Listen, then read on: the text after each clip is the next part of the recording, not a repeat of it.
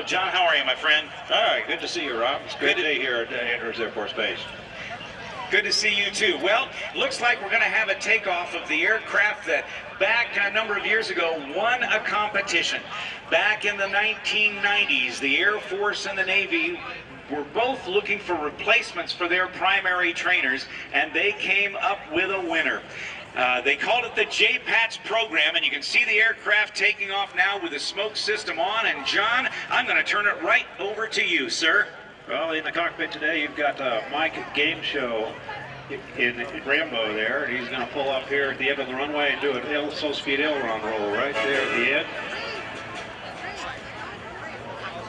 And continue his climb up for an enter on the downwind side. The Joint Primary Air Training System competition pitted a number of different aircraft manufacturers against one another to come up with the right airplane to train pilots to fly high-performance jets and other airplanes for the Navy, Marine Corps, and the Air Force. And Hawker Beechcraft won it big time, and this has turned out to be one of the biggest wins for the American military ever, if for no other reason than its reliability. That's a fact. The aircraft has, on a fleet, has about 1.7 million flight hours in the United States Air Force, United States Navy. And right now, the Air Force is saying it's the safest trainer they've ever had in Air Force history. Now, it's powered by a turboprop engine. That's a jet engine that turns a propeller. There's some good reasons for that, I'm sure. Yeah, the biggest reason being fuel efficiency and low maintenance costs. The life cycle costs on this airplane are about a third of the aircraft that it replaced. Now, I was hearing from Gameshow that the aircraft that this aircraft that you and he took around the world was so amazingly reliable that you didn't break almost anything on the entire 160 some hours of flight time on around the world trip. Right, around the world, 22,000 miles. We changed one light bulb, one set of tires. That's it? That's it. Smoke is on. Look to the right, ladies and gentlemen, as Gameshow with a T-6 Texan II flies in here. Again, that's Michael Rambo in the T-6 Texan II. What's it going to do for us, John? Well, first he did a dive similar to that you would do an attack pass with an attack aircraft. He'll climb up here, do a vertical roll, and come around, do another one in the other direction. Watch him as he comes over the top. A quick aileron roll on the upline. Now he'll do a modified 1/2 Cuban A. Watch him as he comes over the top. I'm assuming he's going to roll the aircraft upright. And he does that with 2 points of a 4-point hesitation roll. This airplane looks fast. How fast will it go, John? It'll do about 365 miles an hour. 365 miles an hour. That's in, for the aviators, 300 knots, right? About 316 knots. 316 knots. That's fast in anybody's book. And the vertical climb rate is phenomenal. And the fact that while he's in the climb can do rolls like that just speaks to the efficiency of the design and just how powerful that engine is. Yeah, you notice that stability-wise, and the smoke trail is kind of a tell-all as I watch him, that the airplane's nose hasn't tracked at all as he rolls around. He'll extend out to the left-hand side of the box, pull up, experiencing about 4 times the pull of gravity on that upline. Yeah, between 4 and 5, so Mike will be about between 800 and 900 pounds there in the pull.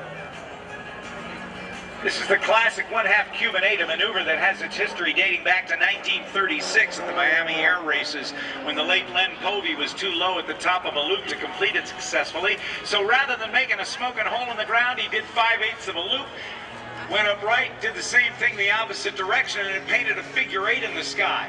Now what we've just seen on this one is an Immelman, which goes back, Actually, he did a loop with a roll at the top. Oh, he did a loop with a roll at the top. Okay, he did a half an Immelman, he did an Immelman and then rolled it over and pulled through with a full roundhouse loop with a roll on the top.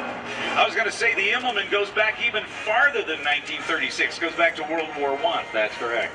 Now, this time, he's rolled it on the 45-degree upline with a reverse 1/2 Cuban A. That's correct. And they're coming in for the 4-point roll. Here again, notice how the airplane's so stable. Mike's able to keep a nice straight line right across show center. There's 1, 2, 3. and 4. 90 degrees of rotation, very precise. Is the airplane easy to fly? It's easy to fly, but it's difficult to fly well, which makes it a very good trainer, so you can separate the wheat from the chaff. Now, what do you mean difficult to fly well? What does that mean? Well, in any airplane, to get it fly exactly precisely takes a certain bit of innate skill that can become evident in the student trainers for the Marine Corps, Navy, Coast Guard, and the Air Force that are training on it right now. In fact, you just saw a slow roll there. It's one of the more difficult maneuvers in any aircraft that Mike did. Some of the best aerobatic pilots in the world have said that if you can master a slow roll, you can do about any aerobatic maneuver there is, because it takes such great coordination between the stick and the rudder to maintain the line as you go without losing altitude and making a mess of the airplane on the ground. That's right, Rob. Gameshow is coming back in here for an inverted pass. He'll roll the airplane upside down and then make a wave to the crowd at show center. You can go ahead and wave back. Since the canopy's facing you, he'll be able to see you. And then he'll continue back.